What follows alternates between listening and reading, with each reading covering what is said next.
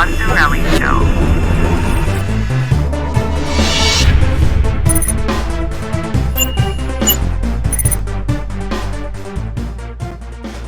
This is the moment we've been waiting for. You know, we were sitting around the firehouse waiting for the alarm to ring, and all of a sudden it was go time. I slipped down to the truck, and of course, joining me, I got my buddy Khiim in the house. Khiim, what's going on, man? Not much, man. How you doing?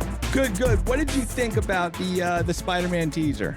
I thought it was good. It was definitely something that was like anticipated for a while. You know, everybody's been waiting on it, and a lot of speculation's been made. So I was happy with it, definitely. You know, I had talked to Bob, and I was like, listen, there's a lot of things that are being rumored. There was so much noise. Even last season, we were hearing so much stuff with like WandaVision and everything. And I was like, I told Bob, I said, okay, Alfred Molina is confirmed. Yeah. I said, if nothing else happens, if we don't get the 3 Spider-Men, which I think they're going to do because they're almost got their back against the wall. They have to. Yeah. But I'm like, if we don't get this, if we don't get Norman Osborn, if we get this, look, just give me one of those things. Yeah. Give me if something. I get one of those things, I'm happy. So if all of a sudden you bring back, I don't know if it's the greatest villain, maybe, but it was the villain from arguably.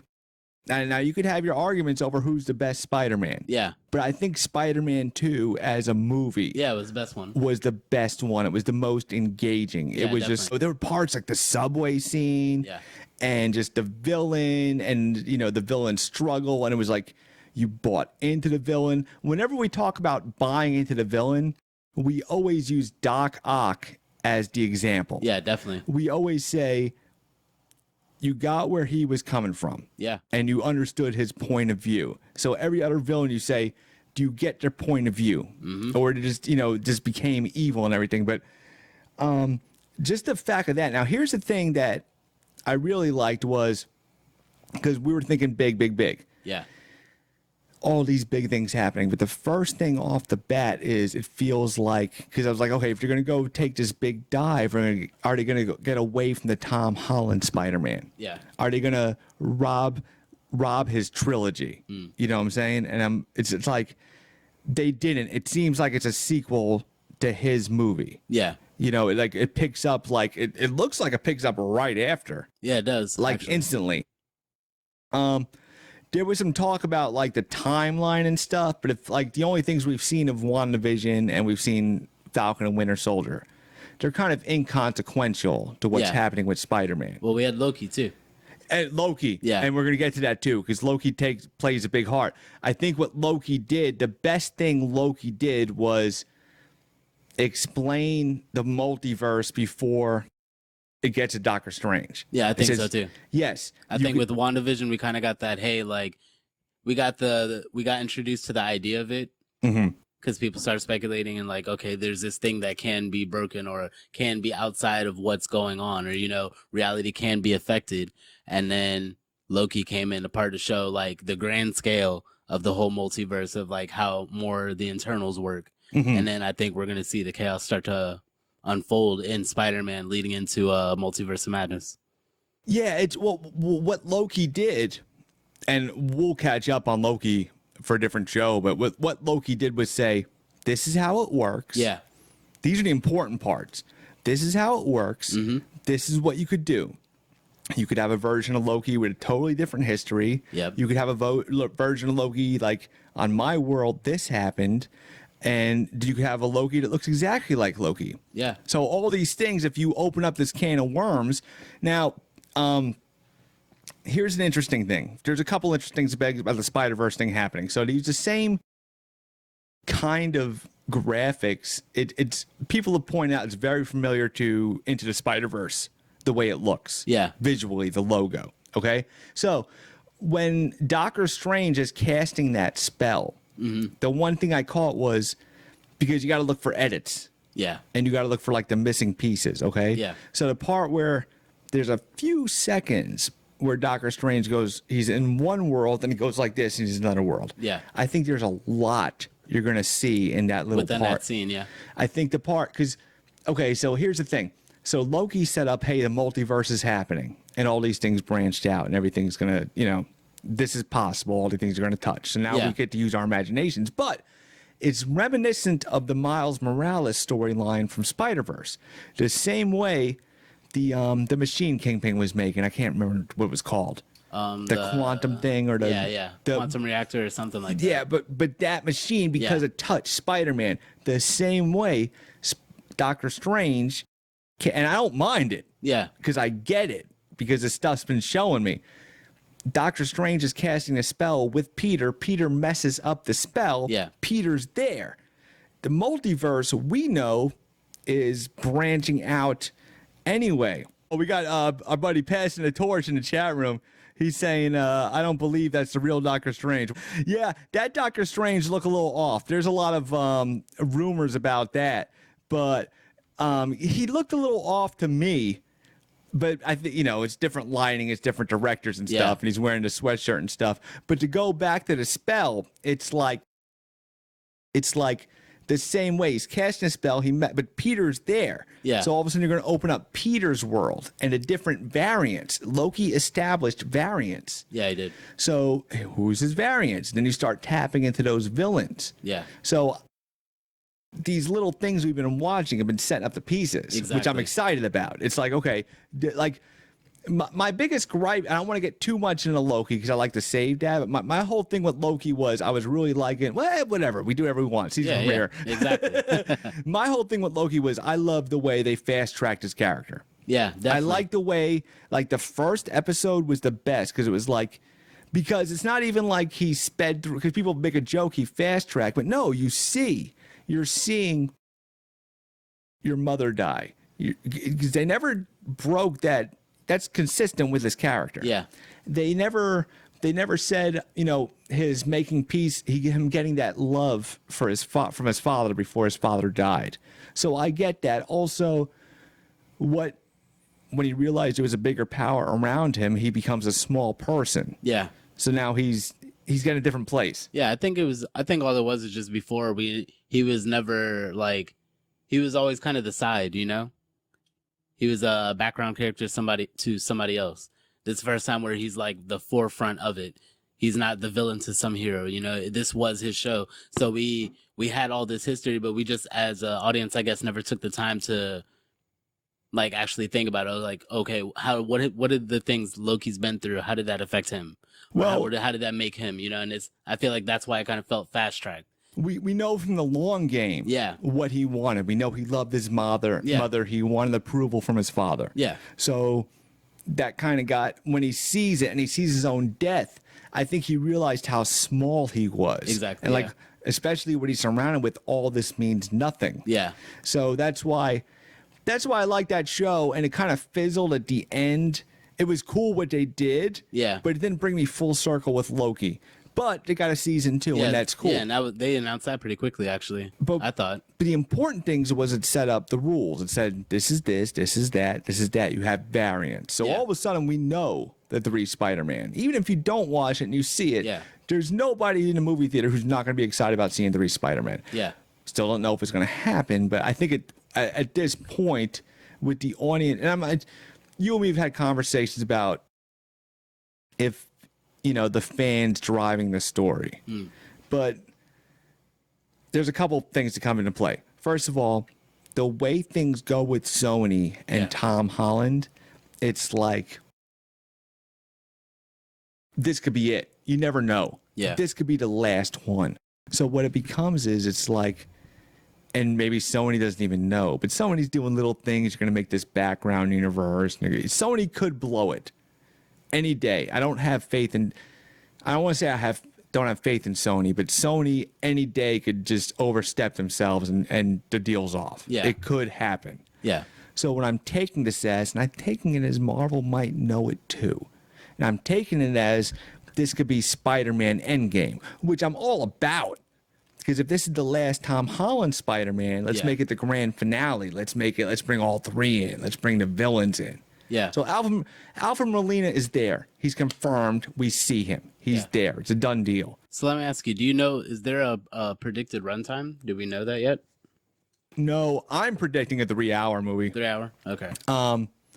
There's a lot of big things about this movie. So what's been going on with movies and everything, and the way the climate has been, this and that. Okay, Yeah. so there's Spider-Man Far From Home on paper. The short game, as you say, Tom Holland with Alfred Molina. Yeah. I'm sold on that. If that's the least I get, I'm sold. Yeah. The long game, and what if you think of like Marvel just punching through to the theaters, and just because I will go opening night to see the Spider-Man No Way Home. I'll go there hoping for Doc Ock. I mean, knowing there's Doc Ock, hoping for the other three. Yeah. I won't walk out burned if I don't see him, but I can't see. At the least, I expect. I'm thinking that part where Doctor Strange, when he zips out, maybe you see the other two. Okay. But I can't. So like quick cameos. I can't see from the audience expectation that's been built up and what the whole world wants that Marvel ain't just throwing whatever money they can at people. Yeah.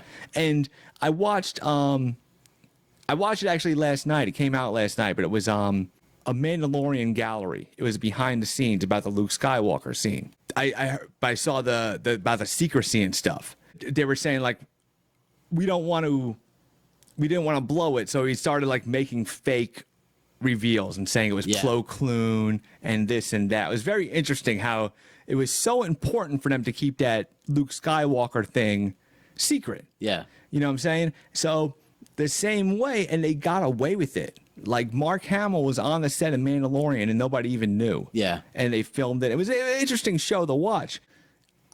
They're probably doing it. They're probably signing. If Andrew Garfield and Tobey Maguire are there, they're probably just like bringing them in hooded sweaties and just secretly, because there's rumors about like how are they editing certain footage and stuff. Okay. Because people are saying like, Doc Ock says hello Peter, and they go to that scene. Yeah. And he's there and he turns a suit on, and it's like, well, how did he know he was Peter, or was he do? They probably, at the least, Tom Holland was in a Spider-Man costume and Doc Ock just assumed it's Peter. Yeah. The other theory going around is they're cutting something to fool the audience that she's actually looking at Tobey Maguire's Peter. Yeah. Either way is cool.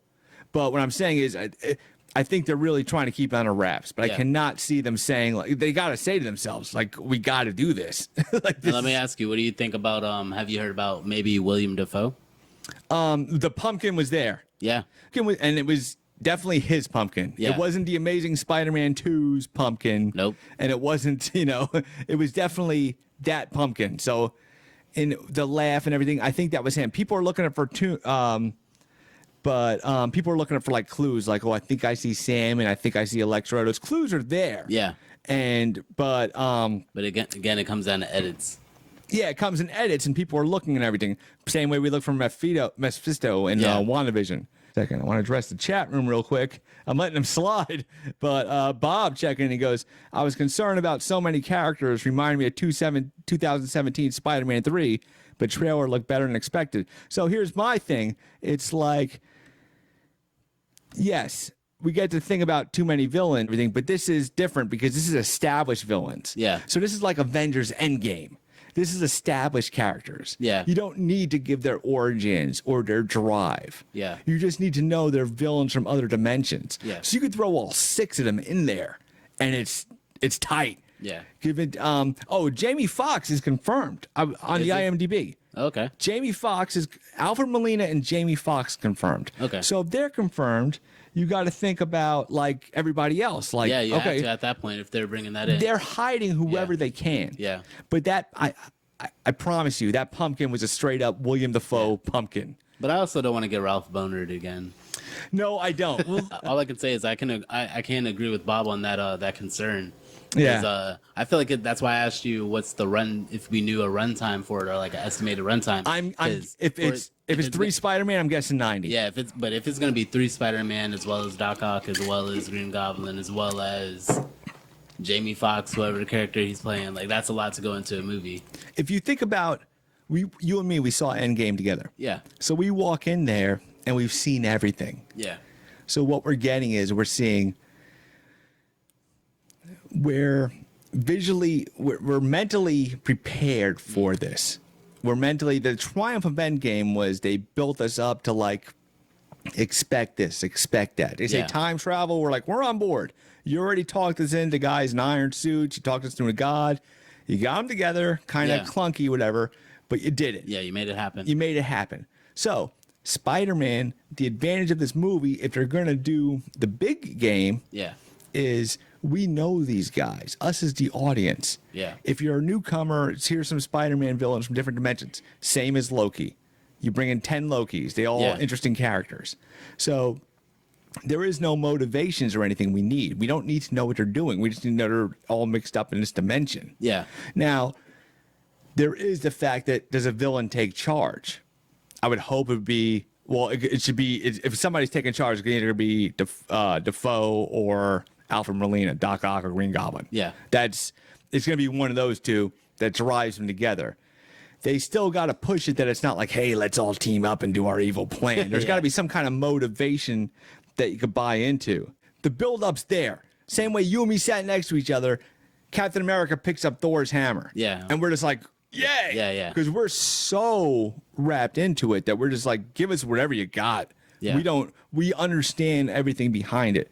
So what I'm saying is, gosh, now I feel like I'm WandaVision again. I'm like, because I'm talking it up in my mind. It's like, because this could be Spider-Man Endgame. Yeah, and I guess I never thought about it that way. That it was more so Spider-Man's Endgame than it is more. I don't know. I guess I'm going into this movie to explain this current arc that we're going through. Now, I'm not saying Tom. I'm sure it still will. I'm not saying Tom Holland is done after this. Yeah. I think because they're doing this multiverse thing and they thought of this idea, I would think in their head they're like, we got a chance to do this, let's do this. And then you take it all away and you do a new trilogy with Tom Holland. If the smoke clears, and Marvel and Sony shake hands, everything's good, they do another contract, they go forward, they give them a different storyline. Same as, best example, Miles Morales, Spider-Verse, okay? Yeah. So they're going to do Spider-Verse 2. Yeah. I would have been happy if they just showed me a Miles Morales Spider-Man cartoon. You know what I'm saying? Like, here's just Miles Morales just fighting whatever villain. Yeah, they didn't have to do another Spider-Verse. That movie got me engaged into that character. Yeah. It's a triumph that you could buy into two different guys that call themselves Spider-Man. Yeah. That you're just like, I want to see Miles, okay? There's another question for you. Do we get a live-action Miles? Does that happen? Yeah, it's always on the table. I mean, because what they could do is just say it's all the same multiverse. Yeah. You know what I'm saying? I don't know if we're going to see Spider-Ham, but what I'm saying is, and then all of a sudden, if these guys are all engaged, you get Tobey Maguire, Andrew Garfield, and Tom Holland voicing Spider-Man into Spider-Verse. Yeah. I mean, you can make this an amazing thing here. Yeah, you could. And then you could, once this thing ends, you could fold them back into the MCU. You could take them out of the MCU because Doctor Strange is going to wrap up this MCU stuff. You know what I'm saying? Speaking of which, okay, so we were watching WandaVision, okay? Yeah. I did a lot of thinking about WandaVision, okay? In the beginning, we were all in. And at the end, we got a little burned. Yeah. But we got burned for a bunch of different reasons. Yeah. Because the Quicksilver thing was one thing. I kind of understand why they did the Quicksilver thing. Their mentality was because Wanda was going to get confused, but we would be confused with her. Yeah. So the idea was like, let's make it more mysterious for the audience. Because if they had a dude that just looked like somebody else, we would have been like, well, that's not him. She's fooled. So at least we're kind of fooled with her. Yeah. I kind of get that. The bigger problem with it was, okay, so the guy that directed the show, and I don't have his name in front of me, but the guy that directed the show was like, he was famous for like TV stuff, and he was in TV shows, and he studied TV. He knew TV because the TV stuff was brilliant. Yeah, I still say it to that day, that black and white show, the way it looked like Wanda was looking at the cue cards and stuff, that was awesome. I think when they transitioned to the real life MCU stuff, even besides the Quicksilver stuff, it got a little lost. Like that last episode where it became like a brightly colored MCU movie, it got just kind of corny real quick. Yeah. Nothing wrong with that. It's just what happened. But I still look back at it like it was a cool show. The concept was cool. But here's the thing I got excited about. So now you got Doctor Strange into this. And at the end of this ain't over for the rest of the world. Whatever happens with Spider-Man. I am excited about... I started getting excited about Doctor Strange and the Multiverse of Madness because the way Wong walked out, and it's like, okay, it kind of helped make. I don't know if he helped make the mess or the mess was happening because of Loki. Yeah. I don't know what the chicken or the egg, what came first. Yeah. But however Wanda was written at the end and it was a little rocky, I am excited about the Doctor Strange Multiverse of Madness, and you throw this OP Wanda with him. Yeah. And it's written better and directed better, planned better. Somebody more hands-on. I don't want to insult that director, but he was a TV director. Yeah. And then when he tried to transition to a movie, I think it got lost. Yeah. I understand. You get that. But the cool thing it did is it dug into Wanda. Yeah. It's like we didn't forget any of this stuff at Wanda. We touched every angle, same way Loki. That's why I like these TV shows. You touch every angle of the character. Yeah, and I think it kind of, I mean, I don't know, maybe it wasn't necessarily that specific director, but just the direction that Disney started taking with their TV shows. Yeah. They really kind of are integrating TV shows and cinema. Marvel. So here's the thing. Star Wars kind of flopped around in the movies. Yeah. Marvel dominated the movies. Like since Disney bought them both almost at the same time. Yeah, and Marvel was killing it, and Star Wars, we know that sequel trilogy was just tumbling all over the place. It was a fumble. It was a fumble. They're just like, oh, what are we doing? Like they were just, they switched directors. They didn't have a big overarching. They didn't say let's get from point A. Everybody knows this, but let's not get to point A, point B, and point C. Whereas Marvel has Kevin Feige, who's like, now here's where the difference is when it came to Disney Plus. Star Wars killed it. Yeah. They came out because you got two guys that were like Jon Favreau, which his history with Disney, Iron Man, Lion King, like a lot of those, the Jungle Book, the technology he developed with Jungle Book is he brought into Mandalorian. Okay. So his street cred is cool. And then you bring in Dave Filoni, who we knew from the cartoons. Yeah. Now he's getting real street cred from working on TV with Jon Favreau. Yep. I'm all over the place, but I'm excited. Hey. Season premiere. But it's like, when he was talking about the Luke thing, Dave's like, yeah, John was like, hey, we should do Luke. And I was like, I knew if I said no, John would respect that. I was like, yeah, let's do it. Like they had that kind of relationship, and they built this powerhouse. And that Star Wars nailed TV.